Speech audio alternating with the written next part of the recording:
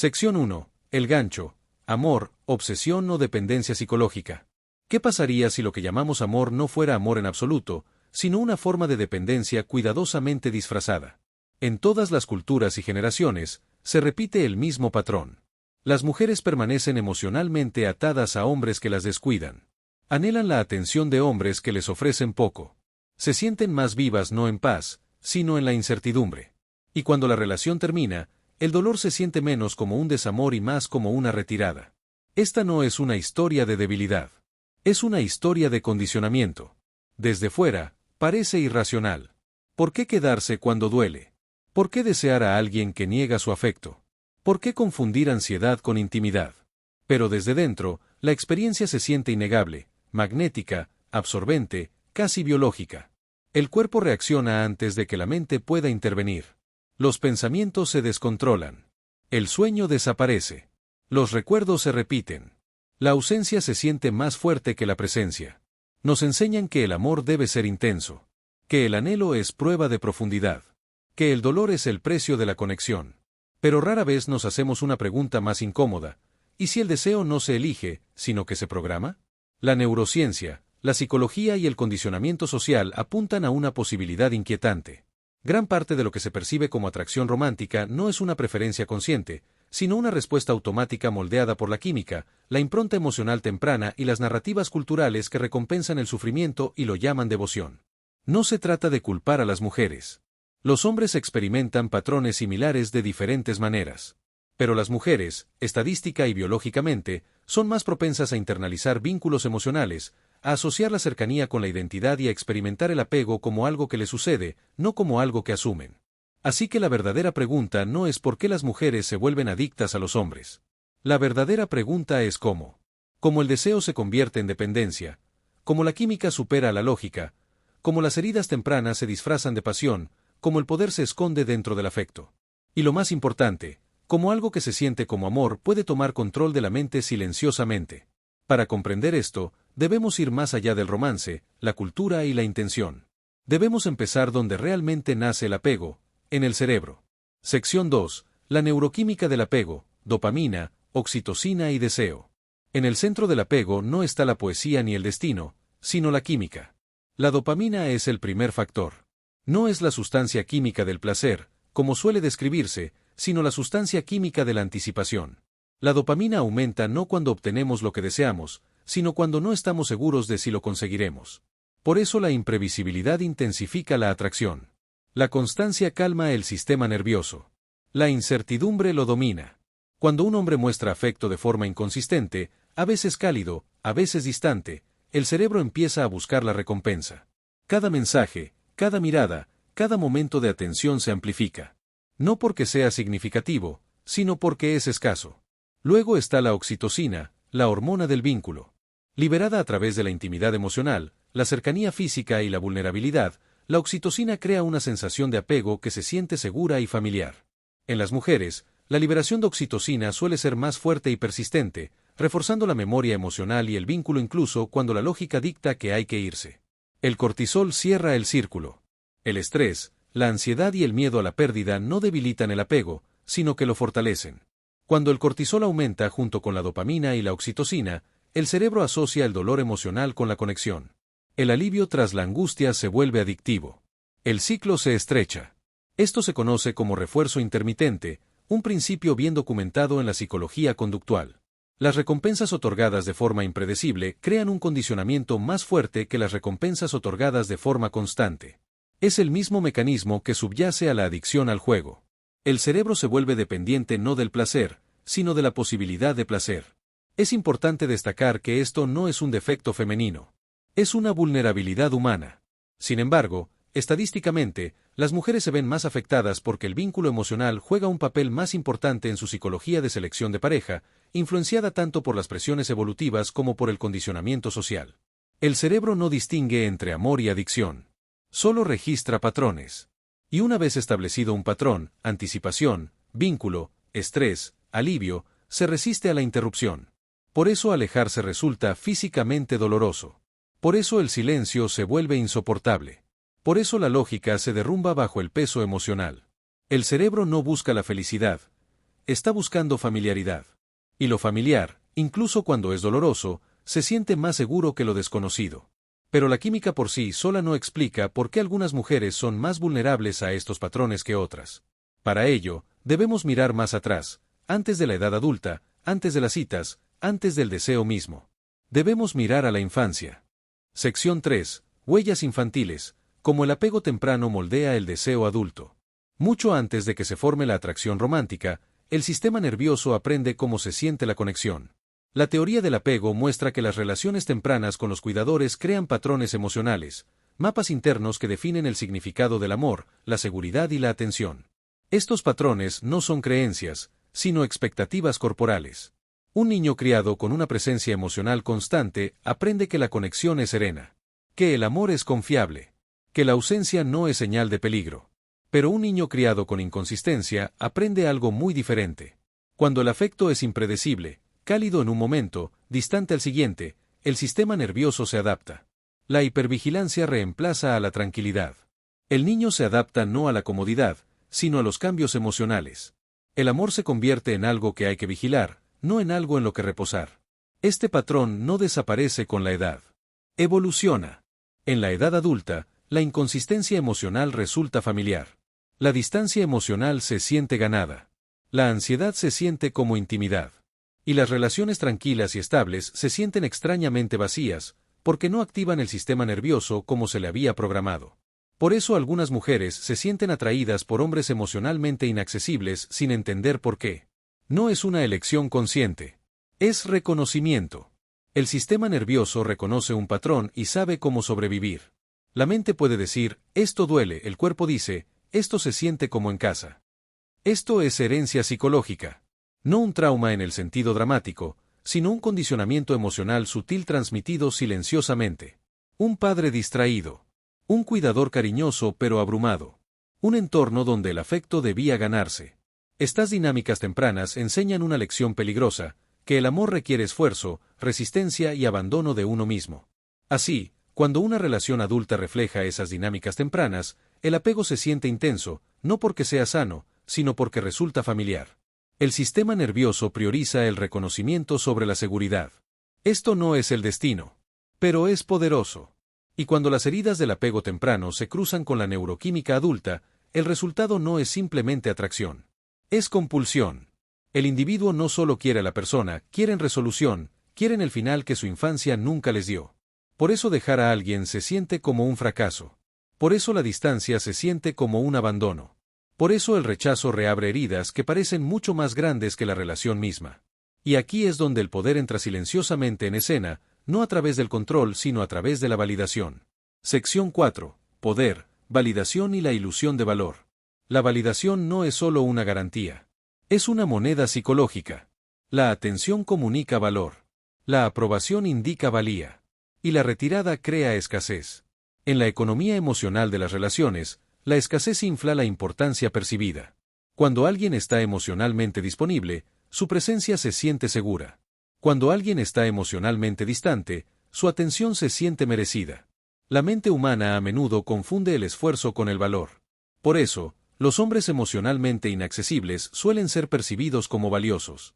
No porque sean superiores, sino porque su aprobación es escasa. La escasez desencadena la obsesión. La obsesión intensifica el apego. El poder no necesita ser intencional para existir. La asimetría psicológica se forma naturalmente cuando una persona está más comprometida que la otra. Quien necesita menos ejerce más influencia, no por manipulación, sino por indiferencia. Para alguien cuya autoestima está anclada externamente, ser elegido se convierte en una prueba de valor. La atención se convierte en identidad. Y el rechazo se convierte en un veredicto sobre el valor. La comparación social amplifica esta dinámica. Si otros desean a la misma persona, el valor parece confirmarse. La mente empieza a equiparar la competencia con la trascendencia. Esto no es romance. Es jerarquía. Y la jerarquía reconfigura silenciosamente el deseo. El objetivo pasa de la conexión a la validación. El amor se convierte en algo para ganar, en lugar de algo para compartir. La incómoda verdad es que muchos apegos no se basan en la intimidad, sino en la necesidad de sentirse seleccionado, priorizado y elevado. La pareja se convierte en un espejo, no en un compañero. Esto no hace que el deseo sea superficial. Lo hace humano. Pero cuando la validación reemplaza la autoestima, el apego se vuelve frágil. Cualquier alejamiento amenaza la identidad. Cualquier distanciamiento se siente como una eliminación. Y así el ciclo se profundiza. La atención trae alivio, la distancia trae pánico, la reconexión trae euforia. La relación pasa a centrarse menos en la persona y más en la regulación emocional que ésta proporciona. En este punto, el vínculo ya no se sustenta en el afecto, sino en la volatilidad. Lo que nos lleva a uno de los mecanismos más poderosos y menos comprendidos de la adicción emocional, el vínculo traumático. Sección 5. El papel de los vínculos traumáticos y la volatilidad emocional. El vínculo traumático no se trata solo del trauma. Se trata del ritmo. La alta intensidad emocional, seguida de alivio, crea vínculos más fuertes que cualquier cuidado constante. El sistema nervioso aprende a asociar el dolor con la cercanía, el conflicto con la conexión y el caos con el significado. En las relaciones inestables, el dolor emocional no interrumpe la intimidad. Se convierte en el camino hacia ella. A las discusiones le sigue la reconciliación. A la distancia, el reencuentro. Cada regreso se siente merecido, profundo, casi sagrado. El vínculo se fortalece no a pesar del dolor, sino gracias a él. Desde una perspectiva neurológica, esto refleja los ciclos de adicción. Las hormonas del estrés aumentan. El cuerpo entra en un estado de euforia. Cuando llega el alivio, la dopamina inunda el sistema. El contraste amplifica la recompensa. La consistencia no puede competir con el contraste. Por eso, las relaciones tranquilas resultan aburridas para alguien condicionado por la volatilidad. El sistema nervioso ha aprendido a asociar la intensidad con la vitalidad. La paz se siente vacía porque no desencadena la misma respuesta química. Los vínculos traumáticos no requieren crueldad ni malicia. Pueden formarse en relaciones simplemente inestables, emocionalmente inconsistentes o sin resolver. El peligro no reside en las personas, sino en el patrón. Una vez establecidos, los vínculos traumáticos son difíciles de romper porque operan sin que la conciencia los perciba. La mente recuerda el dolor. El cuerpo recuerda el alivio. Irse se siente como perder la única fuente de regulación que conoce el sistema nervioso. Por eso falla la lógica. Por eso un consejo parece vacío. Por eso ni siquiera un daño evidente disuelve el apego. El vínculo no se mantiene en la creencia, se mantiene en el cuerpo. Comprender esto replantea la adicción no como una debilidad, sino como una adaptación. El sistema nervioso se adaptó para sobrevivir a la intensidad. Aún no sabe cómo existir sin ella. Pero este patrón no se forma de forma aislada. La propia cultura lo refuerza, normaliza y romantiza. Sección 6. Medios de comunicación, mitos románticos y condicionamiento cultural. La cultura no solo refleja el deseo, sino que lo educa. Desde temprana edad, las mujeres están expuestas a narrativas que equiparan el amor con la resistencia. El romance se presenta como sufrimiento recompensado. El trabajo emocional se presenta como devoción. La obsesión se replantea como pasión. Las películas glorifican al hombre distante que finalmente se ablanda. La música romantiza el anhelo y el desamor. Las historias alaban a las mujeres que esperan, perseveran y se sacrifican por el amor. Rara vez estas narrativas muestran una conexión serena, mutua y emocionalmente regulada. La estabilidad no vende. La tensión sí. El resultado es un condicionamiento sutil pero poderoso. El dolor emocional se convierte en prueba de profundidad. La lucha se convierte en evidencia de significado. La tranquilidad se siente inmerecida. Estas narrativas no crean patrones de apego por sí solas, pero los legitiman. Les dicen a las mujeres que el sufrimiento es normal, que la intensidad es romántica, que desear menos es conformarse. Este contexto cultural hace que sea más difícil reconocer la adicción emocional porque la disfraza de virtud. La resistencia se convierte en lealtad, la ansiedad se convierte en amor, la obsesión se convierte en destino. Cuando las heridas del apego personal se cruzan con el sufrimiento romantizado, los vínculos malsanos no solo resultan familiares, sino nobles. El individuo no pregunta, ¿por qué me duele esto? Se preguntan, ¿por qué no puedo soportarlo mejor? Esto desplaza la responsabilidad hacia el interior y oscurece el patrón en sí. La cultura rara vez enseña discernimiento emocional. Enseña perseverancia. Y en un entorno moderno donde la atención se mercantiliza y la comparación es constante, estas dinámicas se intensifican. Sección 7. Citas modernas, escasez y economía emocional. Las citas modernas funcionan menos como un cortejo y más como un mercado. Las redes sociales y las aplicaciones de citas crean la ilusión de infinitas opciones, a la vez que intensifican la escasez. La atención abunda, pero el compromiso es escaso. La visibilidad aumenta. La estabilidad disminuye. En este entorno, el desapego emocional suele parecer más valioso que la disponibilidad emocional. La distancia indica demanda. La indiferencia, estatus. La economía de la atención recompensa a quienes la retienen. Los algoritmos amplifican la comparación. El deseo se vuelve competitivo. Para alguien ya condicionado a asociar la escasez con el valor, los sistemas de citas modernos magnifican la vulnerabilidad. Cada mensaje sin respuesta se siente personal. Cada respuesta tardía provoca ansiedad. El sistema nervioso permanece en alerta constante. Esto no es casualidad. Las plataformas están diseñadas para mantener a los usuarios comprometidos, inseguros y en busca de validación. El resultado es una cultura de citas que refleja el refuerzo intermitente a gran escala. Las personas se convierten en perfiles. El afecto se convierte en moneda de cambio. Y el apego se vuelve cada vez más inestable. Sin embargo, en este caos, las personas rara vez ven sistemas. Se ven a sí mismas. Internalizan el rechazo. Personalizan patrones. La pregunta ya no es ¿qué nos está haciendo este entorno?, sino ¿qué me pasa? Esta atribución errónea profundiza la dependencia y mantiene el ciclo intacto. Para romperlo, algo debe cambiar, no externamente sino internamente. La conciencia debe reemplazar a la ilusión. Sección 8. Rompiendo el ciclo, conciencia sin ilusión. La conciencia no elimina el apego de la noche a la mañana, pero sí cambia la relación con él. Cuando los patrones inconscientes se vuelven conscientes, pierden su autoridad. El sistema nervioso empieza a reconocer señales antiguas en lugar de obedecerlas. Este proceso es incómodo. La estabilidad resulta extraña. La calma se siente vacía. La ausencia de intensidad puede sentirse como pérdida en lugar de alivio. Esta es la fase de retirada, no de una persona, sino de un patrón. La verdadera regulación requiere lamentar no la relación, sino la identidad asociada a ella. Dejar ir la persona que uno intentaba ser. Dejar ir la fantasía de resolver el problema a través de otra persona. Esto no es optimismo autosuficiente. Es recalibración psicológica. Elegir la consistencia en lugar del caos resulta aburrido al principio, porque el sistema nervioso aún no ha aprendido a registrar la seguridad como placer. Ese aprendizaje lleva tiempo. Ser consciente no significa evitar la intimidad. Significa redefinirla. La conexión se vuelve mutua en lugar de ganada. El deseo se convierte en elección en lugar de compulsión. La validación se desplaza hacia el interior. Esto no hace que las relaciones sean perfectas. Las hace reales. Y la verdadera conexión es más silenciosa que la adicción. No secuestra la mente. No exige autoeliminación. Lo que nos lleva a la pregunta final. ¿Qué pasaría si el amor nunca debiera sentirse así? Sección 9. Conclusión. Amor sin adicción. El amor sin adicción no es dramático. No desestabiliza el sistema nervioso, no exige pruebas constantes, no parece una cuestión de supervivencia. Se siente tranquilo. Presente.